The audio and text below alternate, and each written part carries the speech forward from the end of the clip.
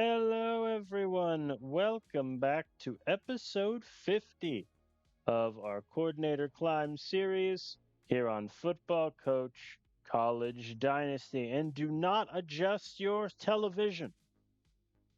Don't shake your screens, your monitors, whatever they are. You are reading it correctly.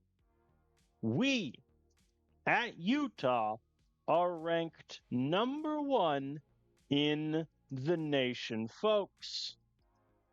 It is a season to behold. Dreams will be made here today. Last we left off, we played our final four games of the season, blew out Tulane, beat Stanford close, and then beat both Air Force and Arizona State by double digits. We find ourselves in the always fun Pac 12 championship game against Washington, who they themselves have had a pretty good season. However, they have only faced two ranked opponents all year, Stanford and San Diego State, and they had the sheer audacity to schedule an FCS team and a winless MAC team in out of conference. So they are not worthy of our respect. The plan of attack for today is very simple. We are going to play however many games we have left. At this point, obviously, we are going to make the playoff regardless of what happens in this game. Even if we lose by 30 points, we're still a one loss team that made a championship game. We're not going anywhere. We're going to be in the playoff. There's some interesting things happening on in some of the other conferences, though. You know, number 14, Kansas State's trying to get in. Duke is just on that line at 12. Wisconsin, if they win the Big Ten, OSU might be out. Things are happening. Also, as I realized off screen, Louisiana Tech are 11-1, and yet they did not make the Mountain West Championship game. That belongs to UNLV and Colorado State. I'm going to be honest, I don't quite see how, because even if you look at the league rankings here, looking at it, unfortunately, I assume, did Colorado State beat Louisiana Tech? Yes. Okay, that's how. They have the tiebreaker. That's rough. So yeah, Louisiana Tech might go 11-1 and not make the playoff. That could be fun. On the recruiting side of things, we have 12 targets remaining, of which we are ahead on all except Chandler Maxwell, who one of the last things we did last episode was offer him $750,000. I think he's a pretty well-rounded wide receiver, really good potential. Obviously needs to work on his athleticism, but as a redshirt freshman, he'll play. He might even play as a true freshman if he gets a good enough offseason gain. So everyone else, we're just in a nice little foot race with to see if we can get their signature. So we're just going to get right into this Washington game. Obviously, we'd like to win it, but the fact that we're guaranteed a playoff spot, even if we lose, takes a little bit of the drama out of it. Bad news, obviously, we're without Cameron Gorman, River Miles, Lucas Pratt. I had to drop in the depth chart. Terrence Carlton, he's out for the season, though I have had some players return from season-ending injuries, quote unquote, if you make it to like the national title or the semifinal, because it's a length of time. So, without further ado, the pomp, the circumstance, let's get into the game. Washington is favored by 2 points. Last year we played them, we beat them by 6, but the year before they beat our faces in by 32 points. Famously, though, we did beat them the last time we met in the Pac-10 championship game in year 1. So Washington makes it back. Washington has made it to the Pac-12 title game every year but 2 in this sim. In 2029, they didn't make it, and then last season, they didn't make it, which is kind of funny. All right, they will make the call. Their call is heads. They win the toss. They elect to receive, so I get what I want either way. I realized I did not look at any of Washington's like actual team numbers. I should probably do that really quick. Well, they have a top five defense, but again, their strength of the schedule is bottom half in the country. They're number one in the nation in pass yards per attempt and points per game. They did put 94 points on an FCS school. So, you know, a lot of these numbers are skewed. Once again, why FCS schools should not exist in this game, but I digress. Send the blitz. And they got 5 yards. Oh, and then they got 19. And then they get a 50-yard touchdown pass out of the backfield. Not quite what we had in mind to open. Let's see if we can't get something going, though. There we go. Back to back to back. Good plays already in the red zone. Looking nice offensively. And Calvin Smalls, newly promoted to number 2 running back, runs it in for the touchdown. That'll play. The fact that my defense has just allowed a billion first downs is irrelevant. But Washington misses the field goal, which is big. I think we'll go back to normal tempo. And Eli Hunt and Reed Carino are just catching all the passes. Blankenship's getting me 9 yards. All right, I have a feeling this game is going to turn into a shootout. 2nd and 3, let's run it. Good call. We're at the 5, and Nicholas Moon, touchdown in the back of the end zone. We're up by 7. Malcolm Barber gets the sack, but they convert all the same. Fair enough. 3rd and 10, they get the conversion again. All right, they make the 44-yarder, so they get points on the board. Carl Platts gets me 18. Let's keep it moving. Thank you, Reed Carino. Thank you, Calvin Smalls. Thank you, Eli Hunt. Folks, we have the best team in the nation. Oh, Calvin Smalls loses 2 yards. Redact that statement. Never mind. Keep it in the file. Nicholas Moon touchdown over the middle. We're up by 11. The blitz there was bold, but it worked. Montero tackle for a loss. Washington punts. Okay. If we can drive down this field, take 6 minutes off the clock, score a touchdown, and we get the ball to start the second half, this game could be over before Washington gets the ball back. A 0-yard run on first down does hurt that a bit. Duh, we punt. Lame. There we go. Kieran with the sack. And incomplete on 3rd and 4. I'm going up tempo. The AI still does not understand what I'm trying to do, which is fair. There we go. Now it understands. Let's just see if we can get into field goal range here. We're at the 50. We're at the 40, but now we're out of timeouts, which is a slight issue. 12 seconds left. Do I take another shot or do I go for the 37-yarder? I'm attempting the 37-yarder. All right, it's in. Very good. We're up by 14 going into the half with the football. I like it a lot. I think we're going to have chew clock on essentially the rest of the game. We have to punt, though. 3rd and 1, might as well blitz. Hey, Javier Key, tackle for a loss. And Washington punts it right back. That was a bad play call on 2nd down. We punt it back to them. Uh-oh.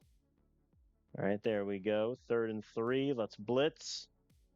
No dice. They ran it right down the middle, and they beat our A-gap blitz all the same. Fair enough. 2nd and goal at the 2. Let's just go goal line. 3rd and goal at the 3. I'm not going to go goal line, but I am going to send the house. Nah, dang. All right. They ran it to the outside and got in the end zone. So Washington pulls within 5. I think we need to get a little creative here. Reed Carino with a catch. Let's keep it moving. I think Chew Clock is going to stay on until they either tie it or take the lead because it's already the 4th quarter. We have a good drive going. I don't want this to be a case where Washington has enough time to do a 2-minute drill and just beats us. 3rd and 7, middle slant. No dice. 52-yarder is a bit long. And my fear with the punt is it's like a 15-yard punt. So I'm actually going to go for it here on 4th and 7. Yeah, no dice. Pass deflected. And we get it right back. Carson Willis. Look at his name, our 3rd safety, the true sophomore with the interception. And then Muhammad immediately gets sacked. Fair enough. 3rd and 9, let it fly. No dice, we punt. Good call on the engage 8 there. That was our chance to stop him, I think. 3rd and 13, William Hardeen gets the sack. They punt. Okay. We have the ball at our own 3. Now at our own 14. Thank you, Emmanuel. We're just going to run the ball like madmen. Because we're up by 7. This is not a case where like a field goal gets them a win or a touchdown gets them a win. Oh, boy. Oh, this is a watershed moment. 4.5 minutes left, 4th and 2 at our own 32. If I go for it and don't get it, I am gifting them either a guaranteed field goal or a very quick touchdown, which might not be. I mean, our defense has done pretty good because Washington, they scored in the first drive, scored in their second, and then just scored a little bit ago. I am going to punt. I'm going to punt it back to them. Great punt. 50-yarder burns them at the 19. 3rd and 5. Here we go.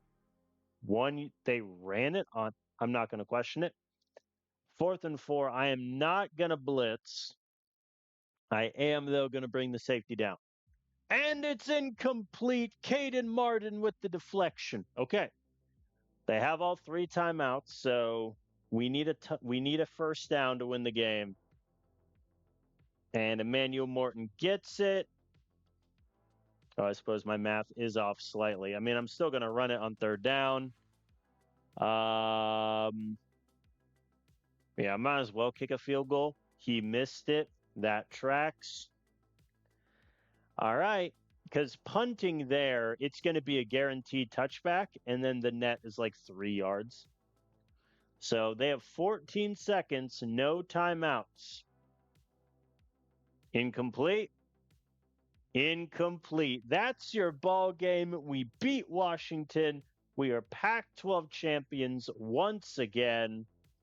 That'll do. Very good game.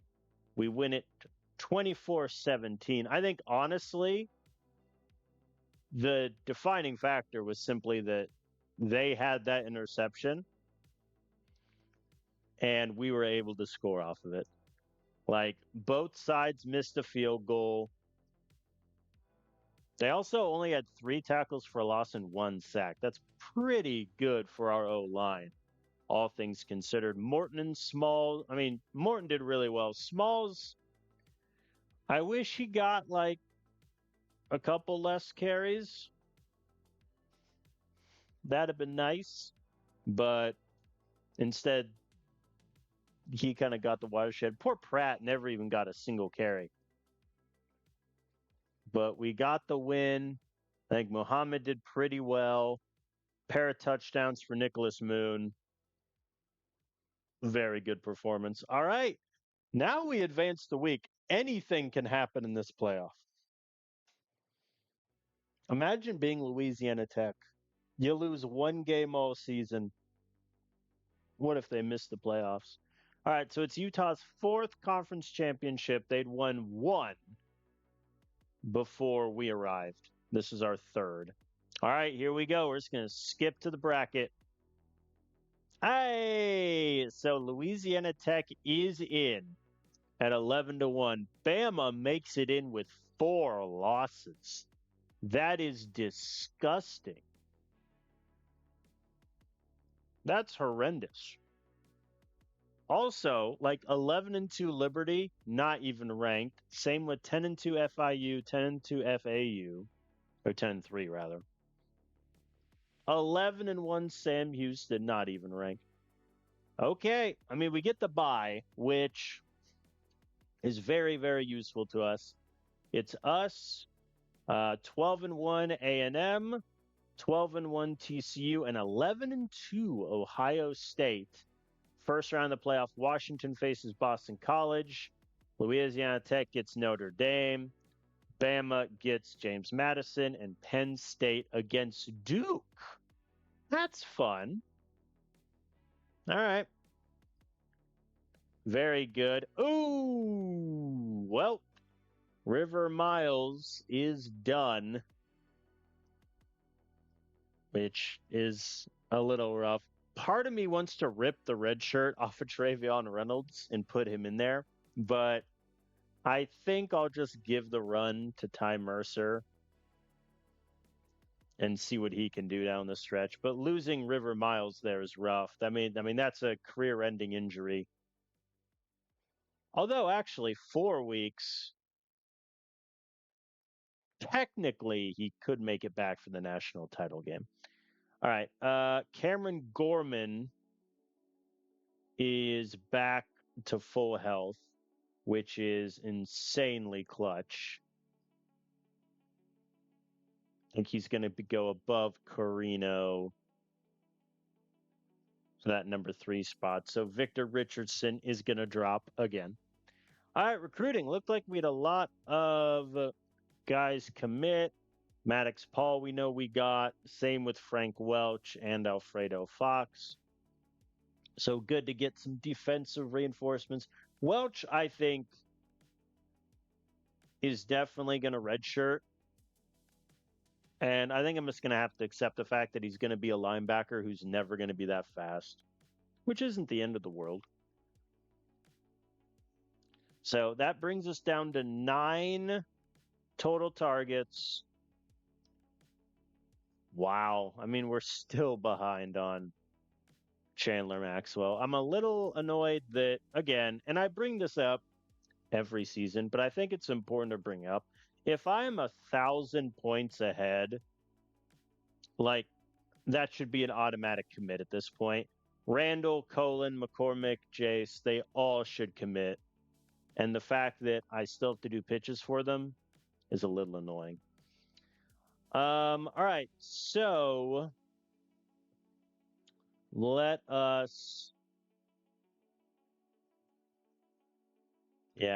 me advance to awards week. The only award we have anything betting on is Spencer Sawyer wants to make a All-American. We also have officially gotten all of our donor goals, which is clutch. All right, let's see if Spencer Sawyer made All-American. I doubt it highly, but you never know. You never know. Stranger things have happened.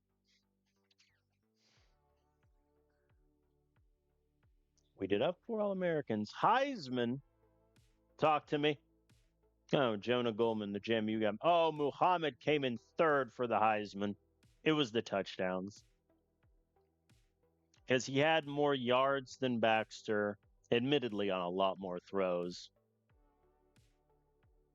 But yeah, it really is always the touchdowns. All right, but hey, Muhammad came in 3rd in the Heisman. Freshman of the year, Calvin Smalls is 8th. He had 9 rushing touchdowns, 442 yards, also 2 touchdowns in the air.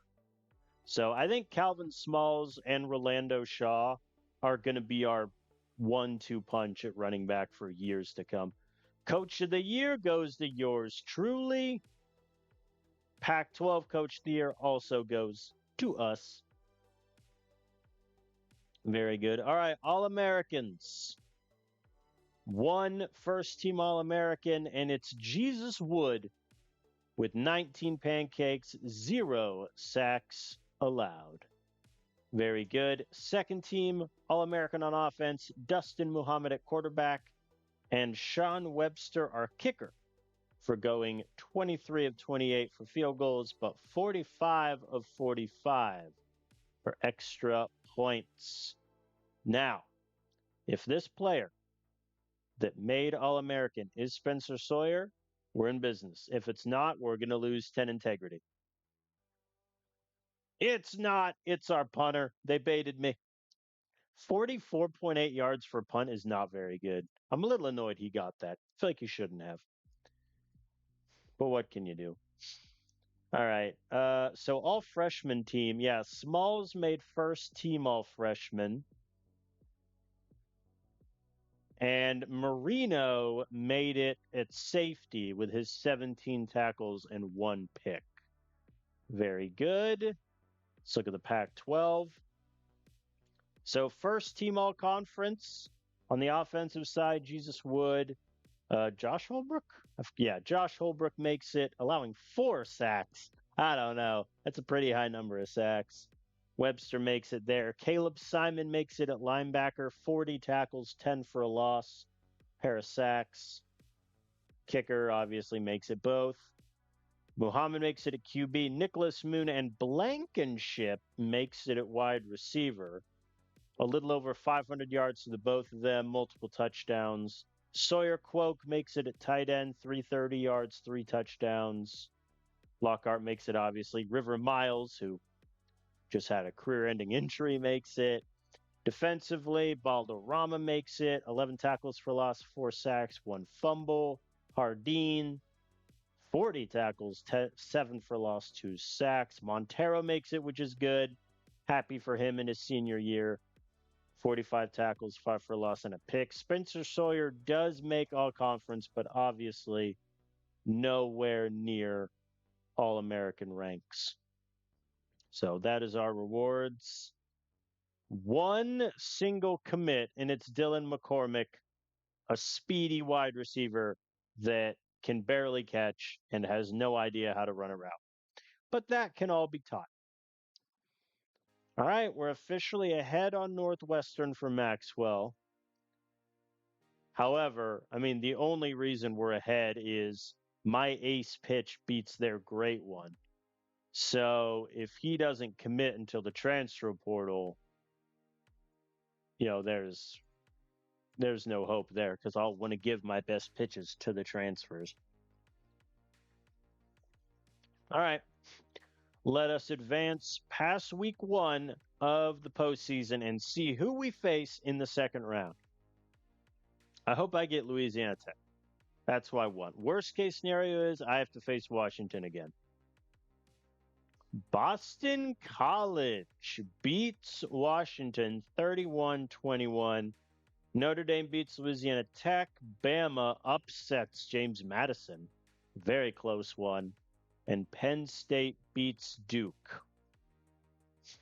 Kind of a boring group of teams. This is a boring group. Us in Boston College, we're bringing the fun. No one committed. I hate this game sometimes. Like I am 1,800 points ahead on 3 different guys, and none of them are recruiting or committing, I should say. Very lame. How much do I have left in NIL? 12.3. It's not too bad. It's a little lower than I'd like, but what can you do? What can you do? All right, so Boston College this round. If we win, we face the winner of Notre Dame, Ohio State, which will be fun. Elsewhere in the Pac-12, just take a quick look-see here. Cal won their bowl game, as did San Diego State and Air Force. Very good. Pac-12 taking names. Did I see Lucas Pratt? Yeah, Pratt's back to being fully healthy. I think I'm going to swap him and Smalls. My chief concern is that if Pratt falls below 30%, I guess he's at 29 according to this, he'll threaten to transfer, but we'll see. All right, Boston College. They are. Hold on.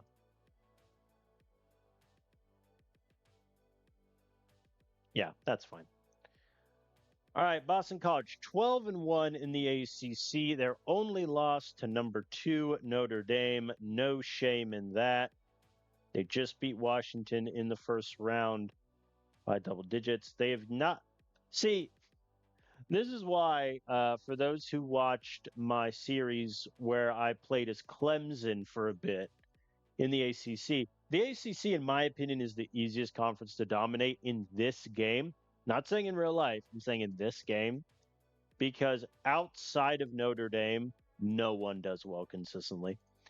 Okay, they have a bottom 25 offense in terms of pass yards per game. They allow a lot of sacks. Defensively, they're lights out. Top 3 in the country, opposing points, opposing yards. They never turn the ball over. They're second in time of possession. Oh my God, they're us.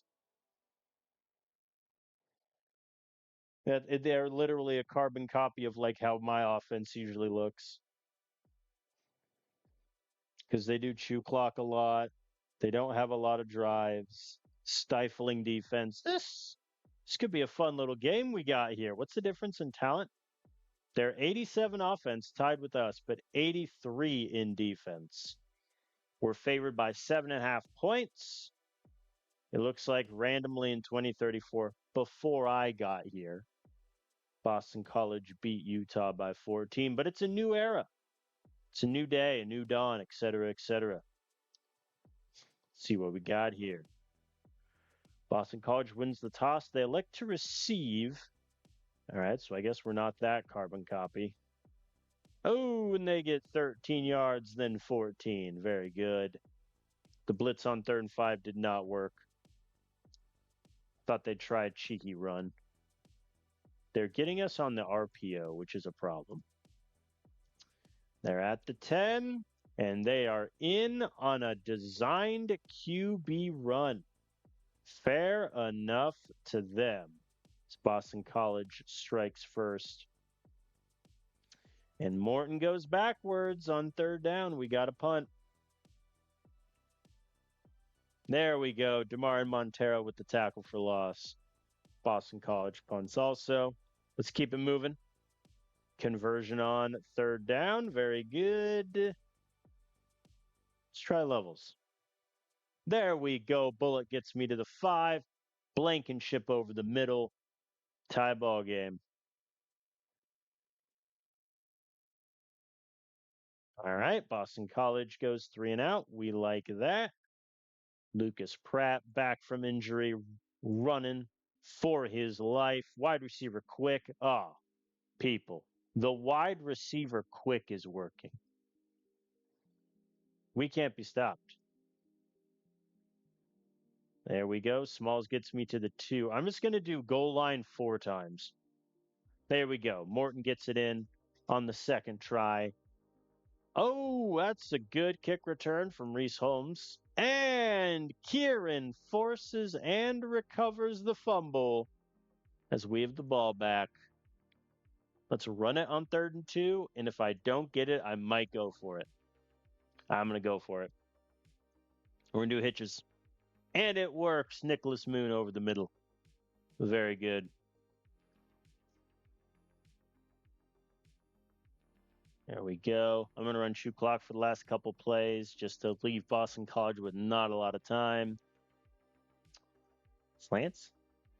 No dice. I'm just going to kick the field goal here, go up by 10. Hopefully our defense can get a quick stop. There we go. Jonathan Myers. All right, they punt. I have a minute and 5 seconds. Let's see if we can't do anything fun here. Try to get into field goal range. I don't know why Boston College used one of their timeout, their second timeout. The first one I get, but that seemed a little silly. I have 18 seconds. I'm going to take a deep shot. Hey, well, we got closer. We got 11 yards. All right, let's kick the field. I know a field goal this short, odds are it got blocked because there's only an 8-mile-an-hour wind, clear skies, but like, come on, Sean. Am I correct in saying this is his worst year kicking percentage wise? It's not, but after that miss, and depending on if he makes any other the rest of the way, it might be. And I don't know how, because these are his attributes. He has 101 power and 95 accuracy. So the idea that he misses field goals doesn't make a whole lot of sense. Because if we treat like 100 as you are the best at your position at this thing, I don't know if you should be missing any. But whatever. We convert the third down. I turn Shoe Clock on because I have a feeling that we're not going to get that many chances to score, especially with how Boston College plays. There we go. Sawyer Quoke touchdown over the middle. All right. We're up by 17. I would love to be up by 20 right now, but we'll keep moving. Ooh, they did a tight end attack, which essentially is 4 verts, and got a 47-yard touchdown pass. Fair enough. If Boston College goes on to win this game, that's definitely going on the highlight reel for the playoff. Ooh, 23 yards over the top. Sawyer Quoke earning his paycheck today. You know who's not earning their paycheck? My running backs. Well, that sack sucked. We went from a difficult but makeable field goal to impossible. We'll punt. And burn him at the 2. I love you, Sean. You're a better punter than you are a kicker somehow. Do I blitz on? I'm not going to blitz. There we go. Malcolm Barber gets the tackle. They punt, and we have wonderful field position. Let's keep it moving. Chew clock is staying on. At this point, like, this game is all but over as long as we score one more time. There we go. We get the conversion there. And we're at the 1. Hand it off to Morton. All right, 17 points, 8 minutes left. That should be good, but they just drove down the field like lightning in a minute and a half. I'm staying goal line. Good call, and they kick a field goal. I would like to see the AI be a little more aggressive there because I know you're down by 17, so you'll need either a field goal to tie or a touchdown to take the lead eventually, but you're 4th and goal at the 3. Take your shot. If you don't get it, you lose anyway. You might as well. And we convert the 3rd and 7. Not the 3rd and 10. So we punt it back. I'm going goal line, even though they're doing empty. And it worked. Javier Key with the safety.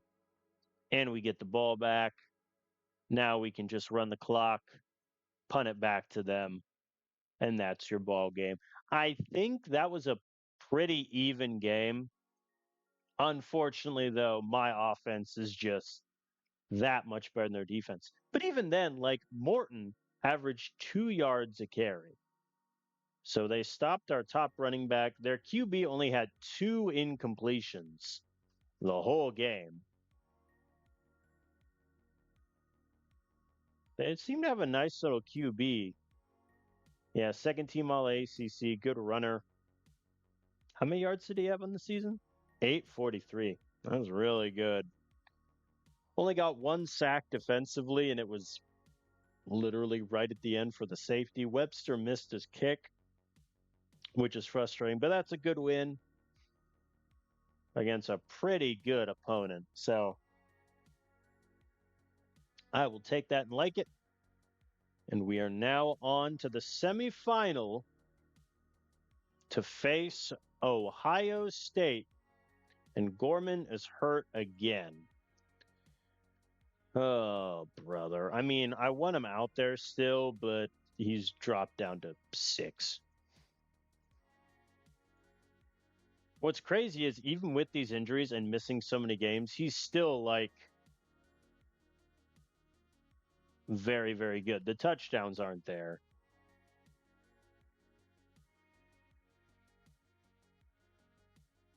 I date this when I'm recording this. Tua Tagovailoa just signed with the Falcons. If you have 3 QBs, you have none. All right, Randall committed, so I think we'll see in terms of kicker. We have Philip Bloom, who accuracy wise is pretty good, but power isn't quite there. He might need to be our kicker for a year unless Randall has a very good offseason gain, which he might. You never know.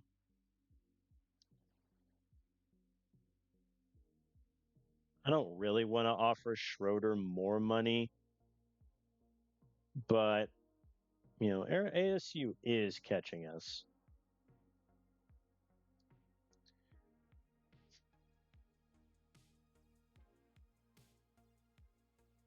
All right. So if those recruits don't commit next week, then they're all going into the transfer portal to commit then, which is very frustrating, but what can you do?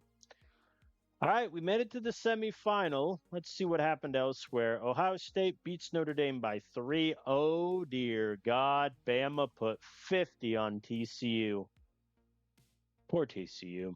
And then A&M beat Penn State by 18. So not a very competitive quarterfinal.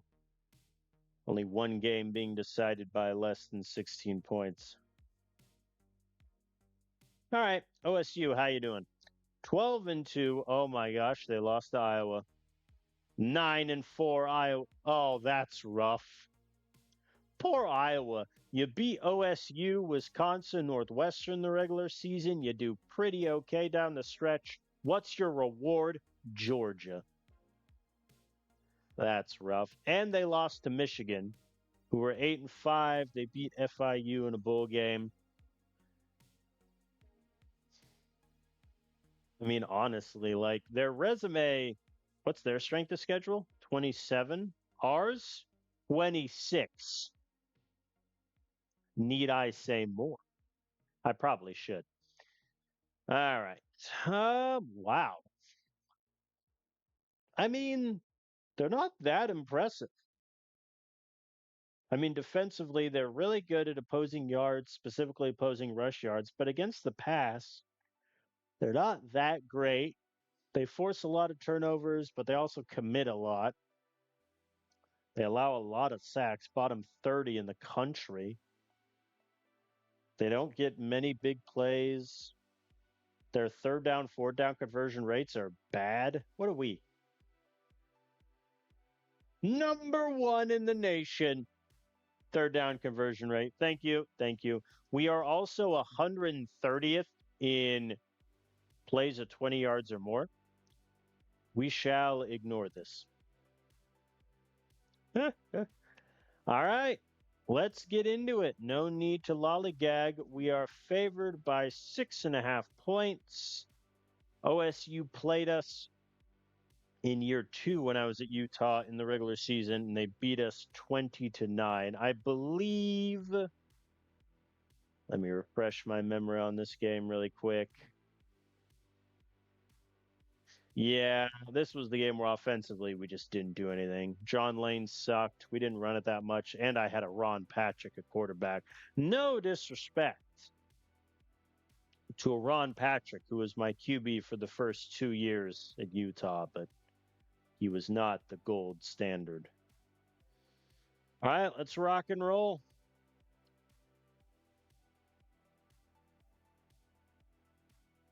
I'm glad OSU beat Notre Dame. I was a bit more afraid of Notre Dame than I was OSU because usually in this sim Notre Dame is Outrageous.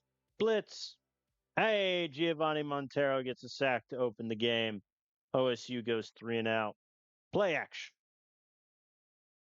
I feel like doing a play action on the first play of a game is first play of a drive is a lot like throwing a changeup on your first pitch in baseball. You're not changing up from anything, so you're essentially throwing a batting practice pitch at them.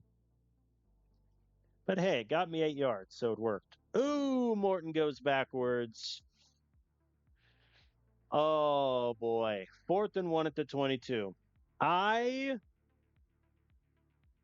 What's that field goal? 39.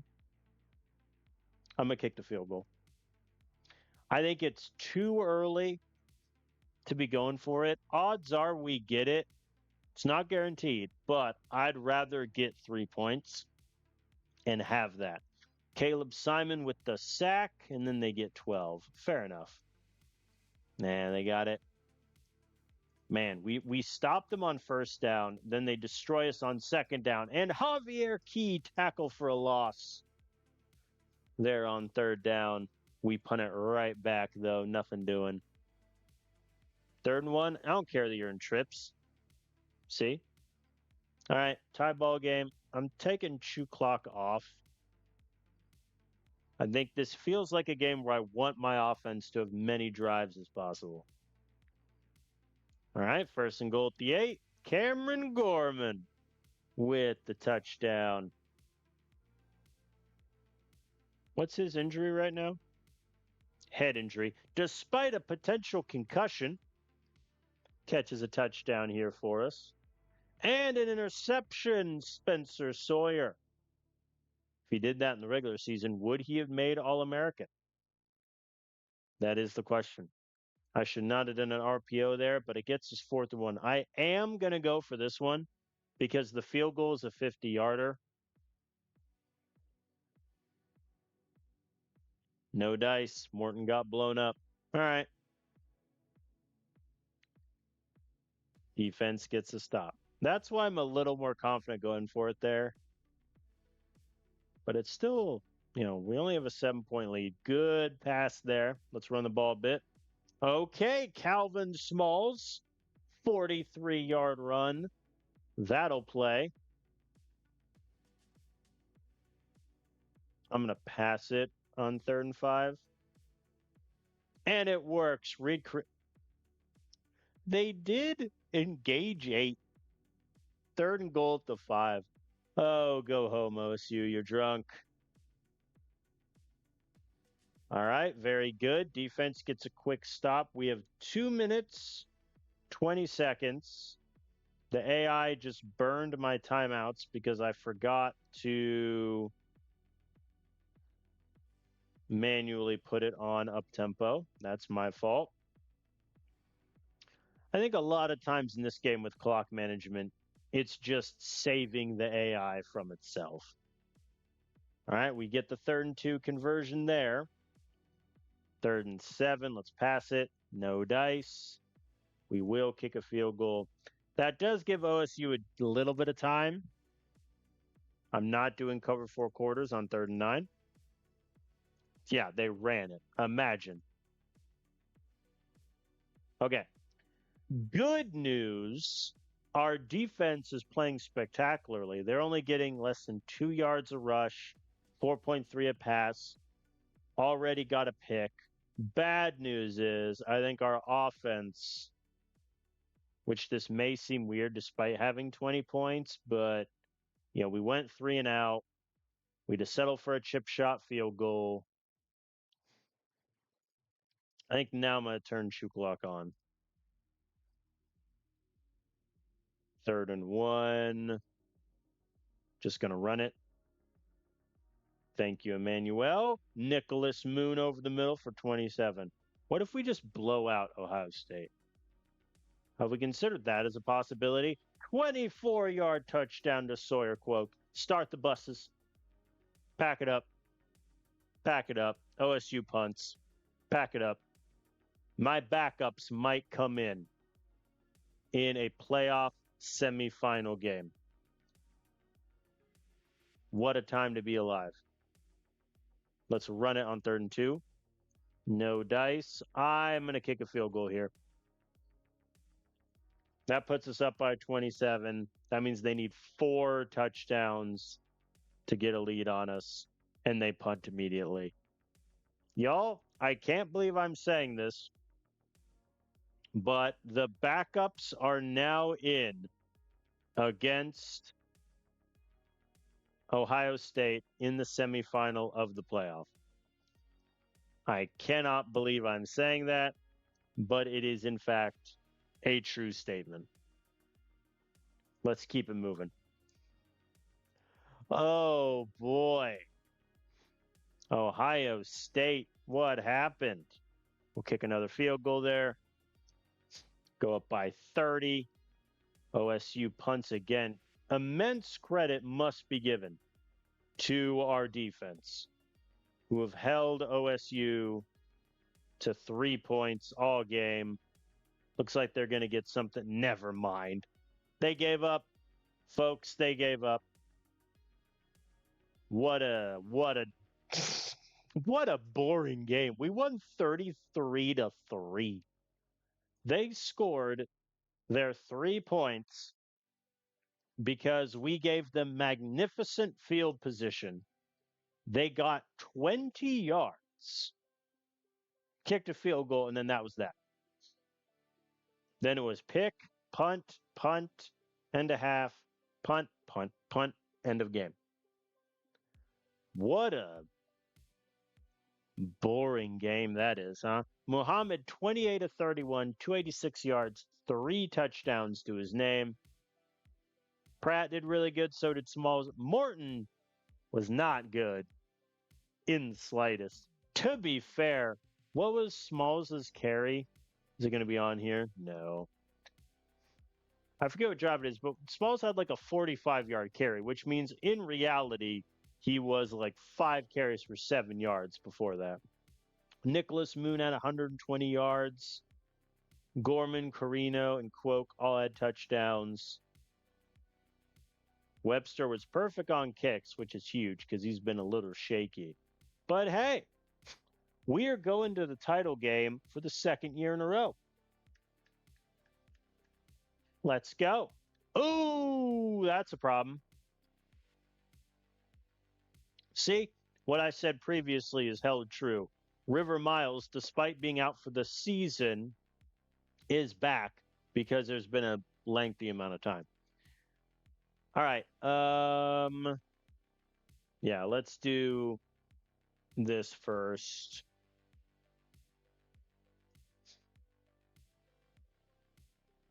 I'll have him above Phillips. How'd Mercer do? Anything too crazy? Pancake, a lot of sack, and so is you, and it's fine. Okay, so Pratt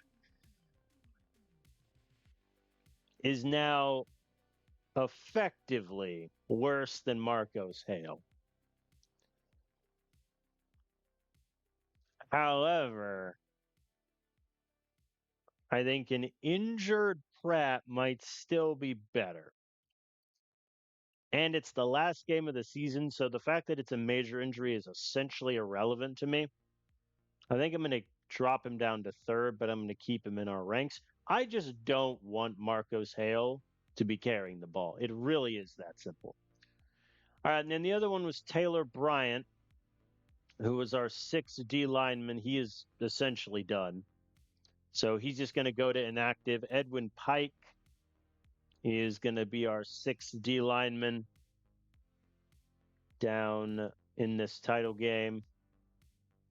I could rip the red shirt off of Ryder Hughes for 1 game, but that seems a little cheeky. Oh, I buried the lead. Bama won.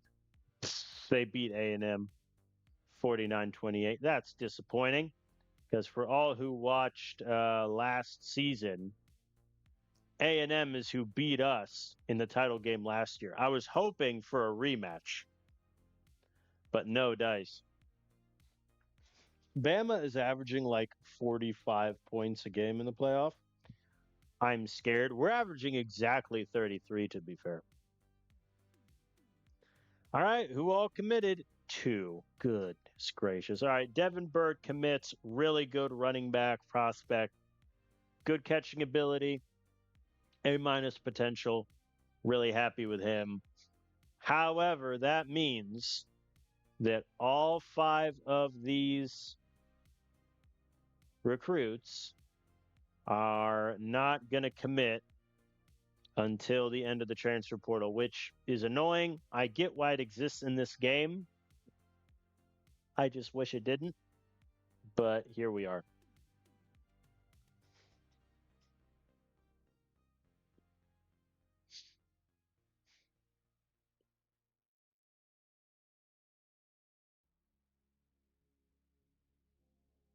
All right. Okay, so injury wise, that's all taken care of. River Miles is back, which is clutch. All right.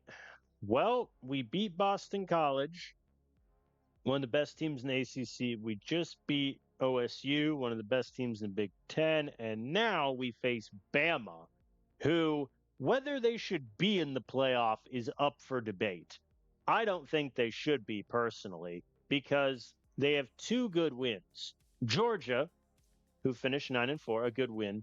And then they beat Auburn when they were ranked 25th, an Auburn team that finished the season at 500. I don't think Bama should be in this game. Like their strength of schedule is 4, but that's because they played number 6 JMU, 3 TCU, and 2 A&M in the playoff. But they shouldn't even be in the playoff. They lost the SEC title game. Why is a 3-loss Bama who lost the title game in this thing? I object. If they beat us, I'm going to object even more. All right, but anyway, looking at this, their defense is terrible. Like, they're bottom 20 in the country in opposing pass yards per game. They're bottom 30 in pass yards per attempt. Looks like they stopped the running game, but they're like a bottom half defense overall. What's their... They're 5th in opposing third down conversion rate, so they get off the field decently quickly when they want to. They turn the ball over a lot, 27. What are we, like 11? We're 5. God, we're awesome. Yeah, I mean, honestly, OSU looked better than this team. We're favored by 8 points. This is our first time playing Bama in the Sim.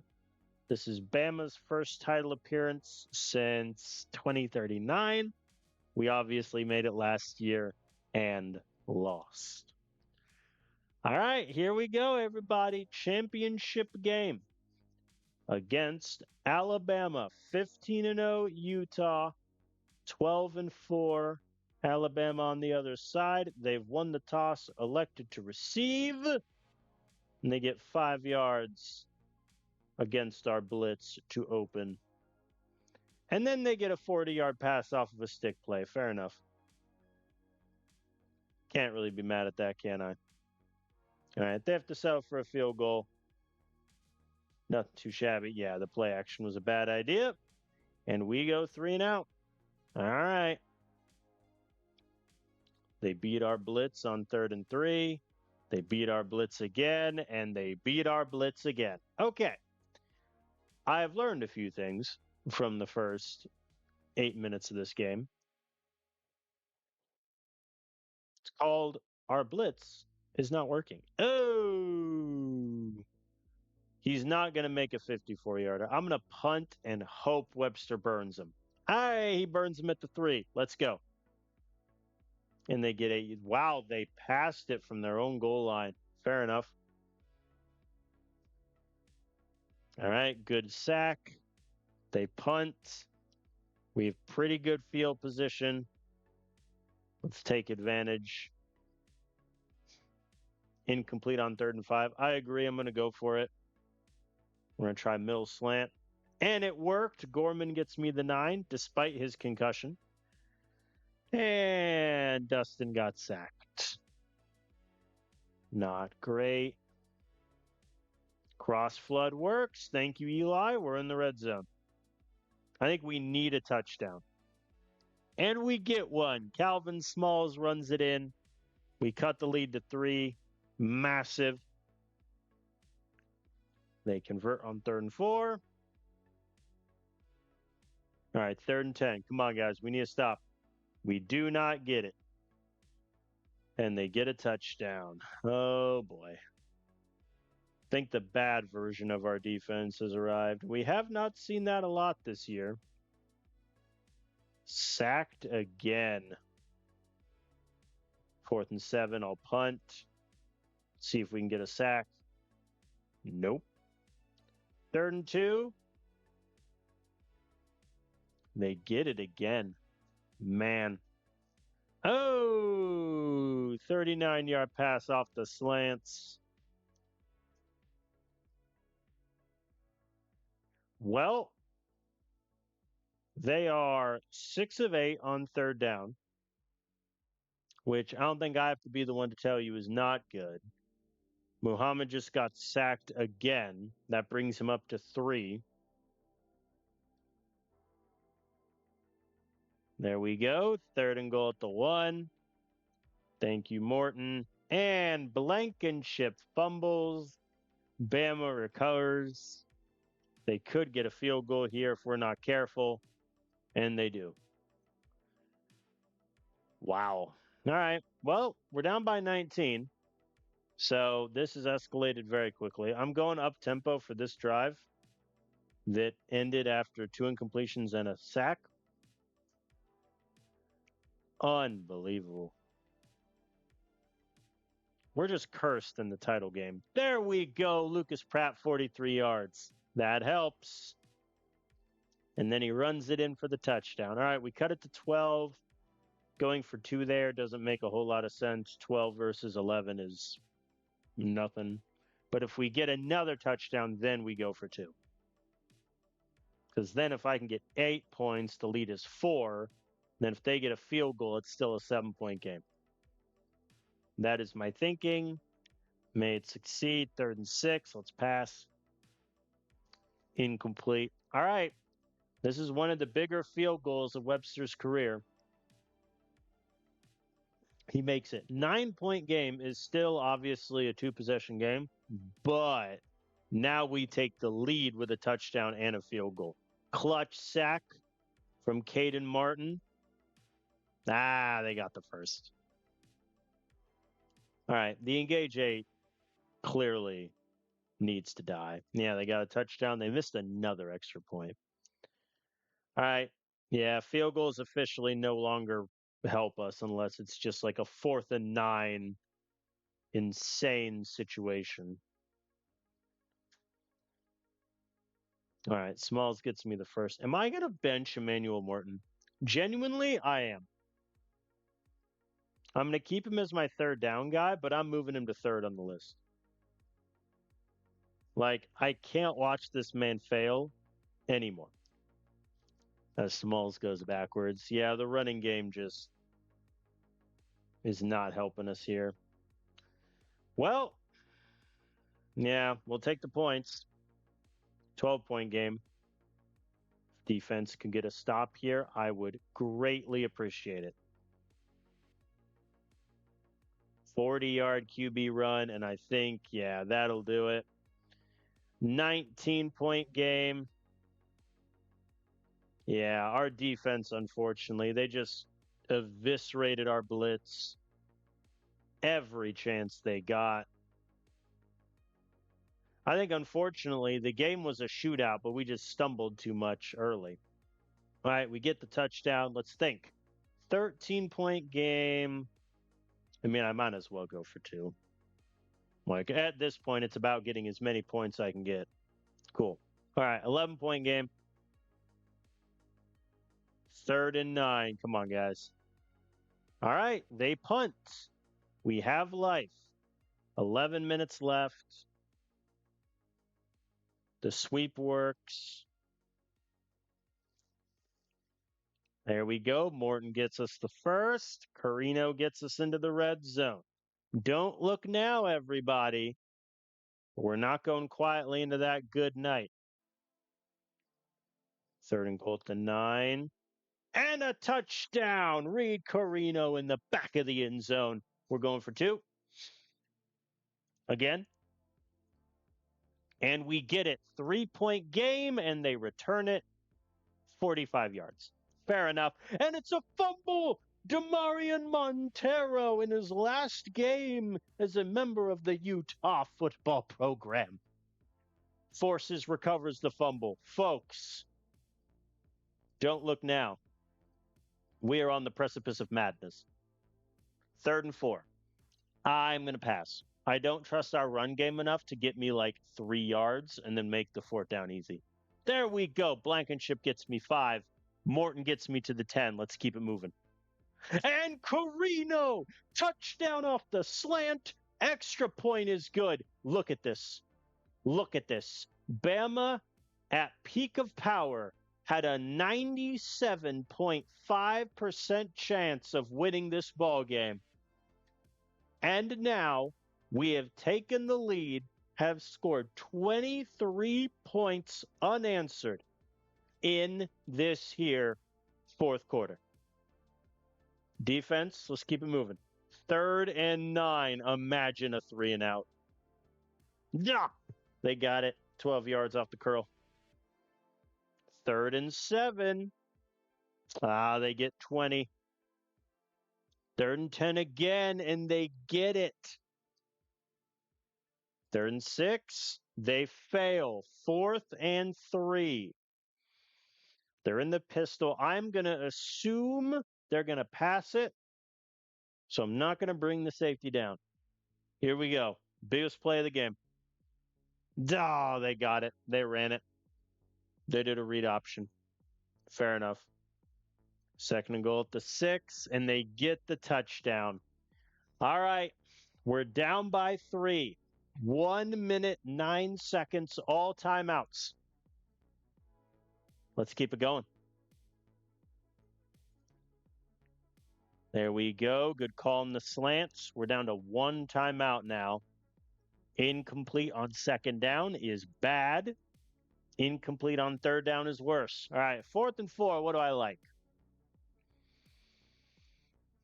I do like middle slant on 4th and 4. Or do I go short pass? I'm going to go short pass. Slants has been successful. I think we try it. With Sawyer going over the middle for cover. 4th and 4. And it's completed. Sawyer over the middle. Oh, boy. 33 seconds left. No more timeouts. Incomplete on 1st and 2nd down. Fair enough. We get the 3rd down conversion, though. And he gets us to the 11. We're at the 6. Oh, boy. Oh, this is a decision, ladies and gentlemen. Do we kick the field goal to tie, or do we think we can get a playoff in 11 seconds? Oh, boy. I think the objective, smart decision is not to risk it. Because if, for example, our boy gets sacked or he throws it short, we're dead. I am going to kick the field goal. It's in. We were down by 19 points in this 4th quarter.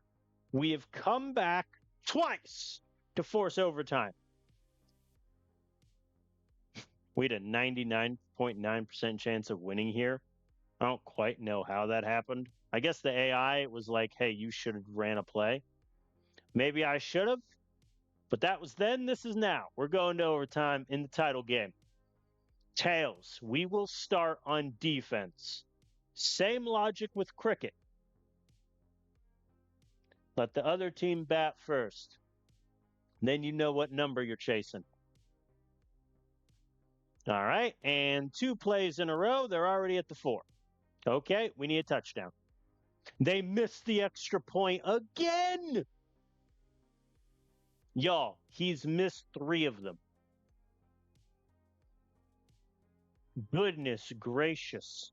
Okay, a touchdown and an extra point, we win the game.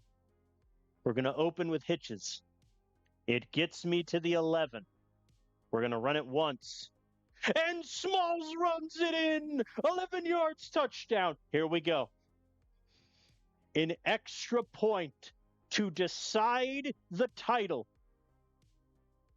Sean Webster, in his last game as Utah kicker before going off to graduation and the NFL, the extra point to give Utah the lead and glory. It's good! We win the title! Down goes Bama. Victory is ours. 53-52, a classic for the ages. And that, folks, is why sometimes you play up tempo the whole game.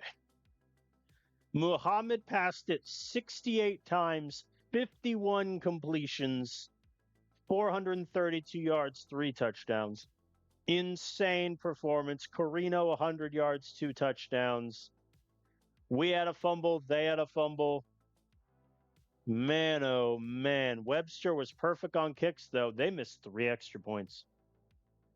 If he makes any of those extra points, like, this game just might be done. Wow, what a game. 53-52. I'm obviously, like, not ending the series, obviously, but I don't think I'll have a better finale ever. Even in my series where I went from Fresno State to Bama, I don't think that finale game was as good as this. I mean, look at this thing. So we had allegedly a 99.9% chance to win because the AI assumed I would go for it or at least get a touch. Like they assumed in 16 seconds with no clock, or excuse me, with no timeouts, we'd get in the end zone. Which I don't know if that's a great assumption. And then, yeah, I think the field goal was the correct decision. Like, we just didn't have time. And if we get sacked or if Muhammad throws the ball short, that's game over.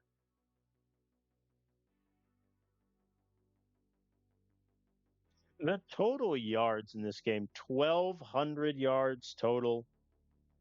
Complete insanity. 4 different 4th down conversions. Like, how is this only...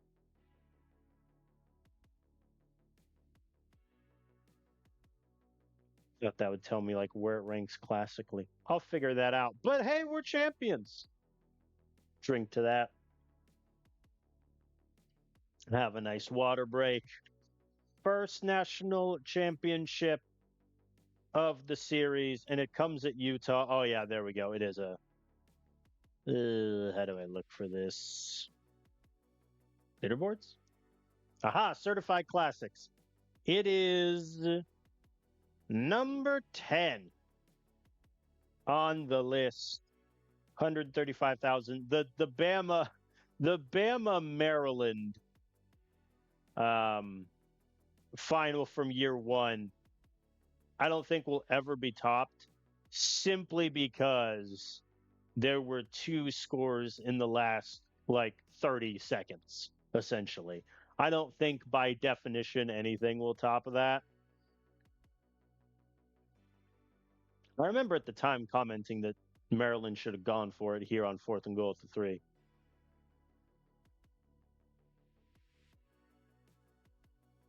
Yeah. Ours might not be as good as that, but what a game. That's the highest rated national title game in terms of classics. Definitely an all-timer.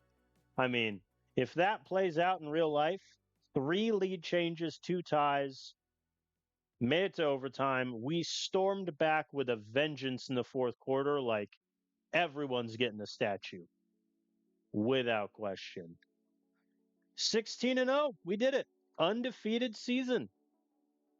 I believe with my previous series with Fresno State, we did that, I think, once. Trying to remember if I ever did it with those Clemson, Purdue teams. I don't think I did. Very good. We greatly exceeded the athletic director's expectation. We're up to 100 opinion. Our job is extremely safe. And then we lost integrity because Spencer Sawyer did not make an All-American team. Our fan base passion goes to a B plus. I mean, come on, like we won a title. See, now that means I can't leave because you have to defend it. Oh boy, oh boy, that's very funny. All right, I can swap a skill badge if I want to. I don't think I do. I did talk about when I picked durability that I don't know if I love things that reduce injury chance, but I think that's just what I'm going to keep it with. Derek Thomas goes up. We're putting one into recruiting, one into offense. Jane Lester goes up. I'm going to put similarly, I think. We'll max him out on defense, put one into recruiting. Ooh, new skill badge. So he doesn't have like any recruiting ones or development. All of his are game related. So I wouldn't hate the idea of getting him a development one. I think of these, I will take defensive line developer to help out there. Very good. All right, coaching carousel. So here comes the awkward part. Our contract is up. Oh boy. So our contract is up. I am obviously going to stay. The team lock, coach lock is irrelevant, so I'll just take the first deal I get. I don't really want to extend these guys. They have 3 more years left on their deals. We'll just keep it moving. So we accept the renegotiation. Oh, Derek Thomas is leaving us. I should have offered him the extension. Whatever. So he goes to Northwestern to be their head coach. And I have a house rule that if a coordinator is leaving me for a head coaching job, I will not fight it. I'll let him go. So Derek Thomas, he has been our offensive coordinator. He was our OCR last year at Vandy and then all 5 years at Utah. So he is going off to bigger and better things. Now, though, I need a replacement. And that brings me to Oscar Stahl, who was at Bama. Oh boy, he has not done well at Utah State. Never mind, it does not bring me to Oscar Stahl. I need a good recruiter because, like, that's just been a problem this year with pitches and such. I wouldn't hate like a Trey Taylor. He's maxed out offensively. Only a 6 recruiter. Or Trey Tyler, not Taylor. Let's see. Middle Tennessee. He did okay at Western Kentucky. What are his badges? Plus your run block, evasion, I don't care about. Tight ends, no. I don't care about those. Who was the 8-7 guy I saw? Luis Flanagan. I mean, he did pretty well at SMU. It looks like the defense was a fault for them getting fired. Strength and goal line situations, I don't love it. Go gadget is useless to me. These badges are terrible.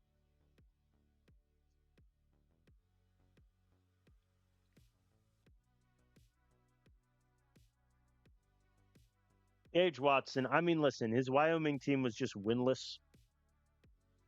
So that is a problem. Oh, wow. This guy is bounced around everywhere, huh? Protect the Rock is good. Bulldozers is good. Blast off, go gadget, I don't really care about.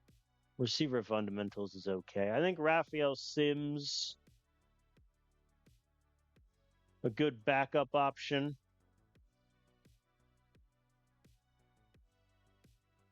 Gage Watson, I just don't think is very good. I think I may go with Raphael Sims because it does not appear that I'm going to find anyone that's going to blow me away. Gregory Caldwell, balls protect the rock is good. He has a couple recruiter pitches which are nice. Everyone gets catching and route running. He was at West Virginia for a while. Didn't do great. Do I like him more than Sims?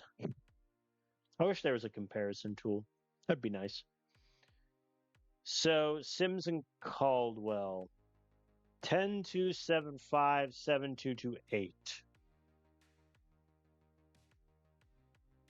Think I'll take Sims. I'm just going to give him a 3-year lock. Or excuse me, a 3-year contract with a double lock after 2 seasons. Am I losing my... Oh, Jaden Lester is leaving me too. He's going to be South Carolina's head coach. All right. He was the defensive coordinator in the previous staff at Utah. I elected to keep him on because his defense was number 1 in the country.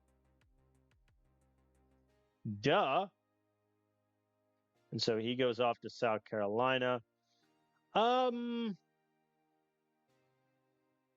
Here's a dumb question. Oh, I can't see, can I? I guess it'll tell me next year. I'm trying to remember if we ran a 4-3 or a 3-4 this year. To which the answer is, I don't think I care.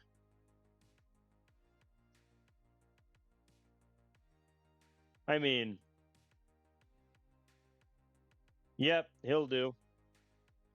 Pretty decent defense for Louisiana. Tell me he has good badges.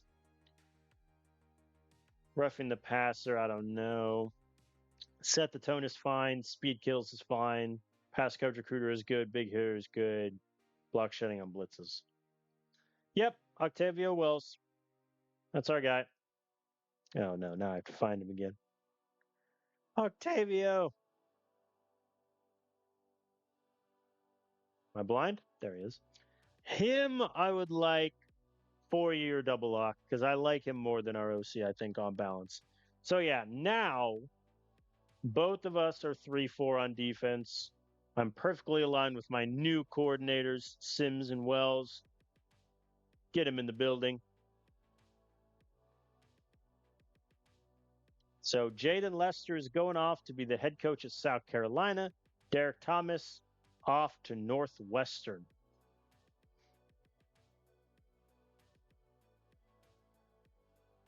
Good for them. We wish them luck. Checking in on other members of our coaching tree. So Brady Lomax retired. He was Vandy head coach for a few years, won a bowl game, retired. He was our defensive coordinator for a while. Dennis Potter might get fired soon from New Mexico State. He's not having much success there. But I mean, to be fair, neither did I. So he was OC for a little bit. And yeah, now Lester and Derek Thomas are going to go on to better things. What's Derek Bowie up to?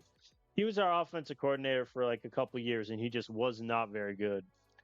He went to FAU, did okay, and then did terrible. Eastern Michigan, yeah, they won their conference. Then looks like he went to Virginia Tech and has not been doing hot. All right. Everyone exhale. Oh, Dustin Muhammad is gone. I cannot convince him. He is entering the draft after his junior season. I can't really get mad at him, but that does mean I'm going to need to keep one of my 2 QBs that wants to transfer. That's annoying. Spencer Sawyer wants to stay. I could promise him All-American again. Sure, why not? Caleb Simon also is going to leave. He was a 3-year starter for us. He was magnificent. 5-star linebacker, good in coverage. sacks, tackles for loss. He had 15 pressures his junior year, or excuse me, his sophomore year. Very good. Dustin Muhammad's leaving us. That's a shame. I mean, look, he was a really, really good quarterback. Like, there's no ifs, ands, or buts about it. I think his freshman year was a little shaky, only had 11 touchdowns, but past 2 seasons were phenomenal. He had 4,800 yards this year, nearly 80% completion percentage. Insane.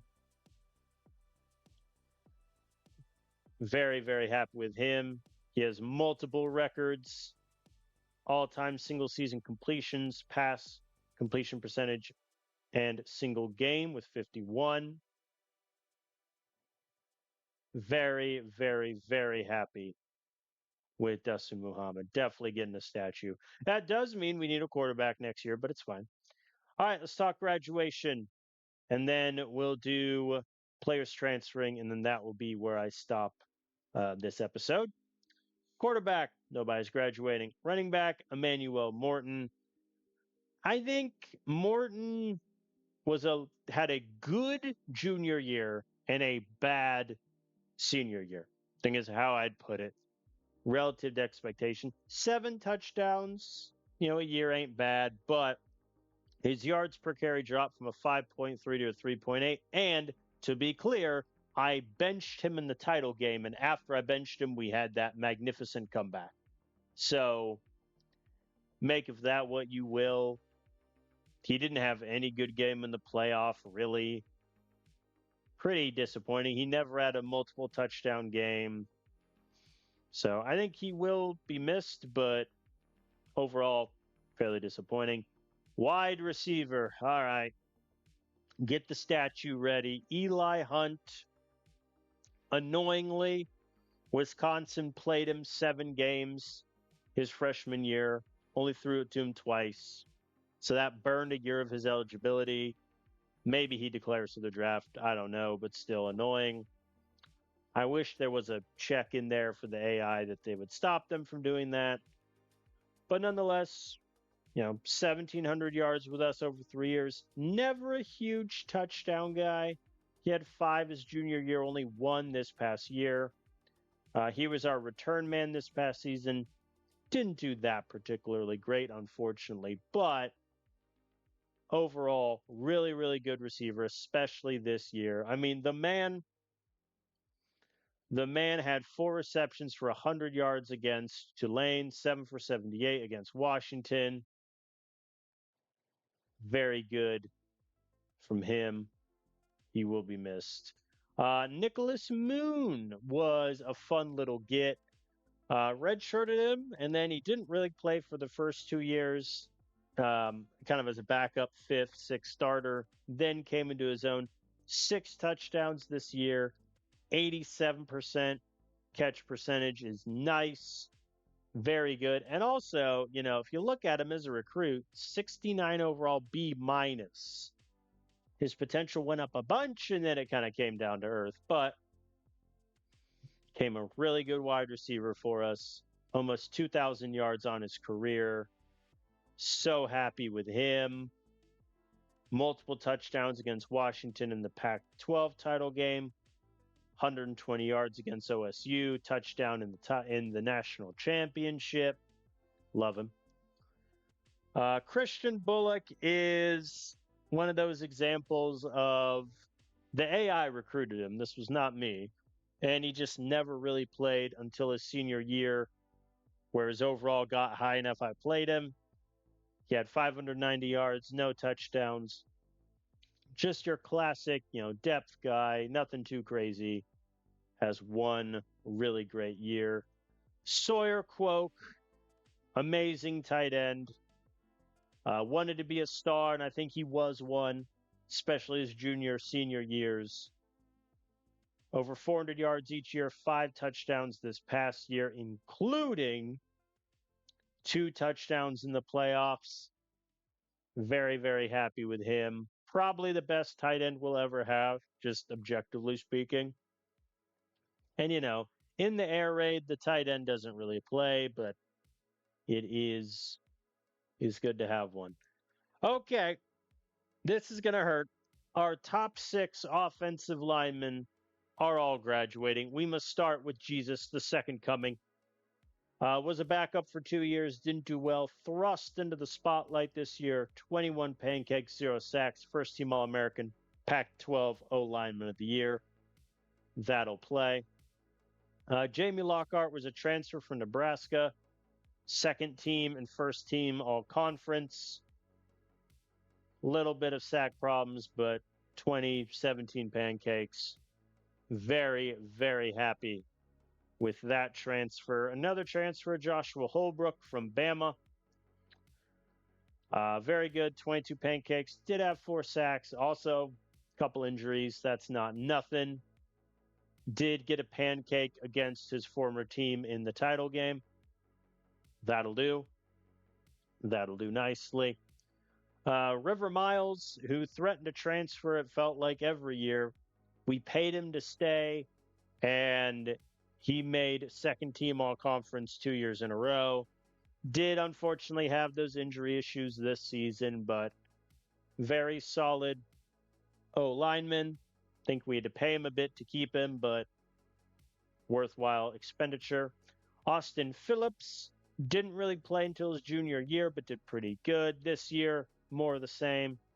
Couple sack issues, but another, like, if he's your 4th best O lineman, you're doing great. And he was our 6th. Pablo Rudolph, same thing. Never played until this year, had 8 sacks. Unfortunately, I don't really understand why he never took off. I think it's just fundamentally his overall was too low. And so, because of that, he never really got the playing time he needed to boost up his overall. And I think that's kind of the issue. Sean Webster, the greatest kicker in the history of college football, some have said. Perfect on kicks as a sophomore. 31 field goals, 56 extra points as a senior, including in the title game, going 3 for 3 on kicks, 4 for 4 on extra points. The greatest kicker we'll ever have. A bajillion accolades and awards, made All-American this season. Very strong punter as well to boot, literally. Definitely going in the Hall of Fame. D-line, William Hardeen, transfer from Cincinnati. Unfortunately, played only like 2.5 seasons here. Really got injured when he was a sophomore, but he did great. I mean, not anything crazy in terms of sacks, but nearly 20 pressures a year. All the tackles in the free world. Really good transfer. Didn't cost us that much. 90 overall, legend. Linebacker, Demarion Montero. We will never see his kind again. As a redshirt freshman, I thrust him into service. He got 47 tackles, 3 for a loss, multiple picks.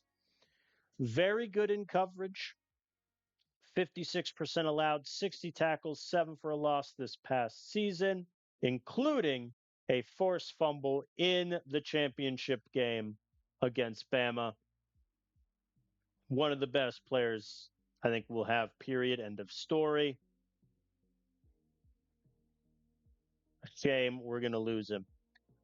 Cohen Sizemore, transfer in from UTSA where he never played, was a backup, bench guy as a sophomore and then starter junior, senior year. Not very good in coverage, I think regrettable, but 14 pressures, had a forced fumble and a pick this season. Did very, very well for himself overall. Corner, Harrison Weston, senior transfer from Air Force, came in this year. He was targeted 50 times, which is crazy when you think about it.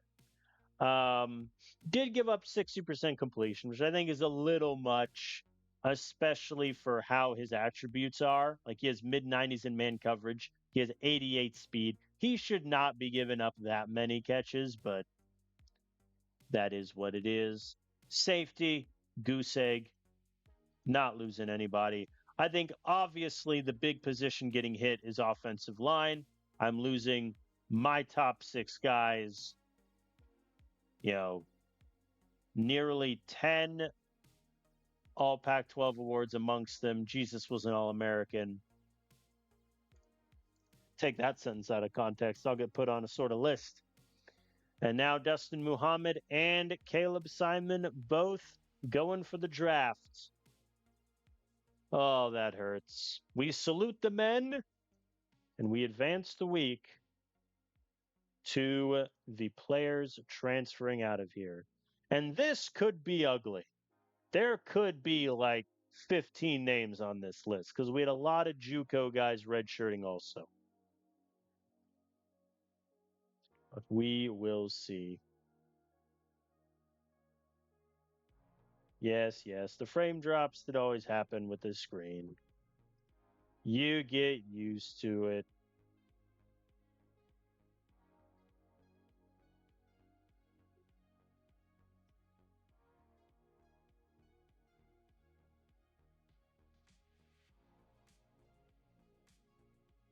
Undefeated season and winning the title would be a great place to end a series, to be fair. 12, we're doomed. All right, quarterback. So Keegan McNamara, we assume, is our QB of the future. So whoever I want to bring back, I want to bring him back for like 1 year as a starter. I don't really want to go in the transfer portal because that's an insane amount of money. And I might have to pay a lot of these guys to stay. So Braden Gary, hasn't gotten that many carries, or excuse me, reps, but he's been pretty solid. And his potential is just so much better than Maps, where I think I'd rather go with Gary. Map is a little more well rounded, but 95 accuracy, 86 IQ is just too good to ignore. So I think I'm going to promise Gary 75% of snaps. That's also a guaranteed 10 integrity. So even if Spencer Sawyer doesn't make All-American, they'll cancel each other out. So Travis Mapp is gone. I might go for a backup QB in the transfer portal. That could be something that I look into. All right, running back. So Marcus Hale wants to leave. I'm going to let him.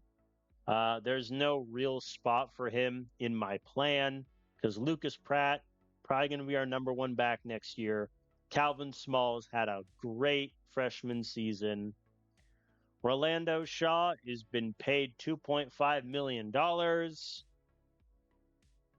He probably will end up playing, and there's just not really a role for Marcos. So, I mean, hey, he got a touchdown against Arizona State this season, touchdowns against Fresno State and App State last year. So he got some highlights in there, but yeah, he's definitely gone.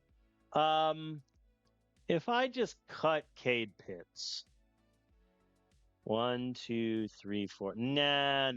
I should keep Cade Pitts just in case he explodes development wise. All right, wide receivers. So no one wants to leave, which is good because I'm losing 3 seniors. Jamie Connolly did not complain about redshirting. Luis Tan did not complain about redshirting. Jamie Connolly will probably play his first JUCO year. I think we're looking pretty good in the wide receiver room, where I don't think I want to bring anyone in. I could cut Jonathan House, but I want to give him 1 more year with that potential. See what happens. Tight end, I'm keeping everybody. Hoffman is going to be our number 1 tight end for the next 2 years. Carrillo, Dumas can share backup duties. Oliveira is good depth. I can't cut anyone. I have 17 open scholarships right now. O-line. Okay. So this is where it gets terrifying because Trayvon Reynolds, I'm obviously going to keep 60% done. Brunson and Mercer, I'm a little worried they won't get the playing time demand because they both want 60%. I might invest $1 million to keeping them both. Because Giovanni Gales might play, he might not. I'm definitely going to bring in at least one, maybe two offensive line, and then it's just a fight. And I'm okay investing $500,000 in each of these guys on the chance their potential explodes. Think I'm okay with that. Kicker. So, I mean, obviously, I'm keeping them both. Emiliano Randall, I think, just won't be ready to be our kicker next season. So I think Philip Bloom is going to be our guy for a year. So everyone, get out your lucky charm that his kick power improves. D line, Edwin Pike is the only one that wants to leave. I'm going to let him. He put up really good numbers this year in not a lot of snaps, including the forced fumble return for a touchdown against Fresno State. But I mean, he's just going to get buried in the depth chart again. And I have younger guys I'd rather play. So I think Edwin Pike I'll let go. Ryder Hughes, he's going to play after redshirting this year. I think I'm happy with that. Linebacker. So this is the tough position. This is the tough position. And to be blunt, I'm a little scared. So Derek Dennis played 29% of snaps, just under probably the 30 or maybe 40% he wanted. He was great in coverage. 36% allowed. Not that many tackles or tackles for loss, but he's good enough in coverage. I think it's worth it to bring him back. He wants 40% of snaps, which is not nothing. However, Jonathan Myers got 34%. Jordan Curriell got 10. I think Dennis is worth that, so I'll promise him that. Cruz May, I'm going to let go. I think, listen, he has 89 tackling, 84 IQ, but his potential just isn't there. For anyone curious, when he was a recruit, it was a B minus. It has since dropped a bit, so we're gonna let him go. Corner, everyone wants to leave. So Sawyer is staying, which means Butler, Benton, and Sneed will be competing for fifth corner spot. In which case, none of them will be happy with playing time. Because, Butler wants 40, same with Benton, same with Sneed. So it's a question of, is it worth it to pay one of these guys money to be our fifth corner? To which I think, honestly, the answer is yes. Butler was targeted 6 times, 3 catches allowed. Benton and Sneed were probably just never targeted. I think Benton, who wants the most money? 700,000, 700,000. So, okay, they all want the same amount of money. Sneed, I think, is definitely gone. He's just too raw. I love the speed. I love the man coverage, but he's just too raw. So I think Sneed is gone. And Bryce Butler is a very same level of corner to where I think I'd almost rather keep Benton. But my issue with him is just his potential has only ever gotten worse, and he barely improved last time out. But I think he's more of a safe bet than, say, Butler or Sneed. So I'm going to pay Benton his money to stay, and then him and Rylan Ryan can compete for snaps next season. Safety, no one is going anywhere. Cooper is our number 1. Marino is our number 2. Carson Willis, our number 3. The fact that I redshirted him for a bit and he got annoyed is kind of frustrating, but so be it, I guess. So safety, we're okay. All right, so that's where we're at. Of the 12 potential transfers, I'm letting 6 go. Map, backup QB, Hale, depth running back, Butler, depth corner, Sneed, depth corner, May, depth linebacker, Pike, depth D-line. I think that's all fine. I don't see any issues there. That brings us to 73 scholarships. And keep in mind, we have 5 unsigned recruits, including Jason Ying, who might play his first JUCO year at O-line. So in terms of needs in the transfer portal, I think a backup QB we might as well look, but Braden Gary is going to be our starter. Running back, we are A-okay. Wide receiver, I think we're good. I have top 5 locked in, and so that 6th spot might as well go to some of my high potential freshmen or sophomores. Tight end, we're fine. O-line, we need help with a capital H. It might be worth it. Like, do I just let Philip Bloom go and try to get a better kicker in the transfer portal? I feel like that's a dangerous game. But Bloom's potential has only gotten worse and worse since I transferred him in. His accuracy has barely moved. Same with his power. It might be better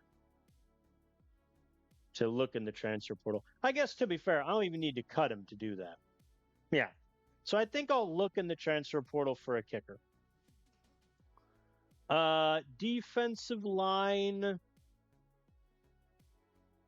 I think it really comes down to how much do I want to play like the Taylor Bryants and the Chance Walters of the world, which I think is a decent amount. So I think D-line, I'm fine.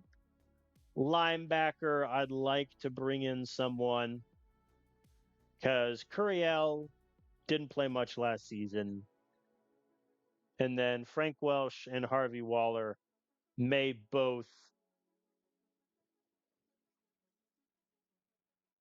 I wish Welsh could just be bigger. I can move him to D-line. So I think linebacker, we need somebody. Corner, I think we're okay. It might be worth it to look for like freshmen because Sawyer's gone next year, Martin's gone next year. There's always the risk that Carlton or Ritter threaten to transfer. Safety, we're okay. So not a lot of needs. I've only written down 5, one of which is kicker. So we're going to see what happens in the transfer portal. But that is where I stand.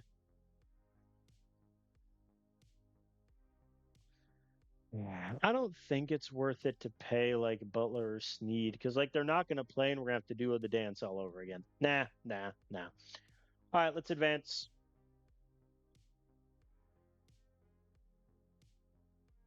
We shall advance to the draft.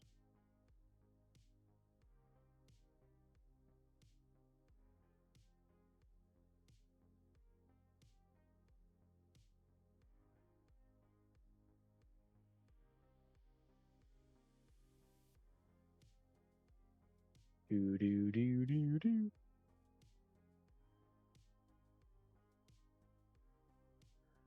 All right. 9 players from Utah. Selected in draft Muhammad, round 1, pick 9. Simon, round 1, 20. Jesus, 2-2. Sawyer, round 4. Webster, 4th round. He's a kicker. He went in the 4th round. Destined for greatness. Hunt, 424. Hardeen in 5th round. Jamie Lockhart, 6th. And Emmanuel Morton got drafted. Fair enough. Obviously, Ring of Honor for Dustin Muhammad. Caleb Simon, Ring of Honor. Easy. Jesus, I don't think I'll put in there. He really only had 2 years of play. Sawyer Quoke, I think Ring of Honor. His production wasn't great, but production is never going to be outstanding when we're in air raid. Sean Webster, Ring of Honor. Eli Hunt, I don't think I will. Hardeen, I am, because, the injury-ridden season he would have had done great things. Hall of Fame inductees, I don't think I can put anyone into the Hall of Fame. I think only the AI can do that. Correct. All right. Transfer portal, highest overall, 86 overall, Cooper Dixon. There's an 86 overall kicker. Oh, I thought that meant. I mean, here's our kicker. Settled, done, signed, sealed, delivered. There's our boy. And it's perfect because we'll have him for a year and then we can play Randall. Let's just make that happen really quick. Transfer overall, please. Mr. Arnold. Interest is the highest. Boom, get him in. And his market value is going to be like nothing. Yeah, 500,000. All he wants. Done. There we go. All right, kicker is secured. We're done here. Adrian Arnold, 80 kick power, 95 accuracy. Done. Kicker is taken care of. All right, so yeah, in terms of recruiting, I think some of it might go down to if we get Hayden Schroeder, if we get Chandler Maxwell. That helps us out a bit. We do have a lot of open scholarship spots, though. But again, we have 5 recruits, so that helps for some of it. Thank you all for watching. That was extraordinary. Like undefeated season, beat teams like Ohio State and Alabama in a classic for the ages to win the title. We were down 26-7 at half, down 39-20 going into the fourth quarter. And the rest, as they say, is simply history. Phenomenal game, phenomenal season. In terms of the future of this series, so I think right now with my work and just the fact that I can't stream and upload as much as I used to, I think I'm leaning toward only having one series running at a time. The next Out of the Park baseball game comes out as I'm recording this in like 4 days. So I don't know if I want to have a series start that at launch. I might wait a little bit for any bugs or immediate fixes to get ironed out because there's always those. So I think we'll definitely have one more season with this series, maybe two. We'll see. It did feel like a great thing to end on, winning the title, going undefeated. But I think one more shot. Let's see what we can accomplish next year. And that national title win, our 100th win as a coach in our career. Man, it really was perfect just to end on one. I'll think about it. We'll see. We'll see. We'll see. I might do little like mini update episodes of next season. We'll see. Lots are in the air. But hey, if the YouTube audience, if you see it titled series finale, know I went back on my word. What a time. What a career. What a sport. Thank you all for watching. See you next time.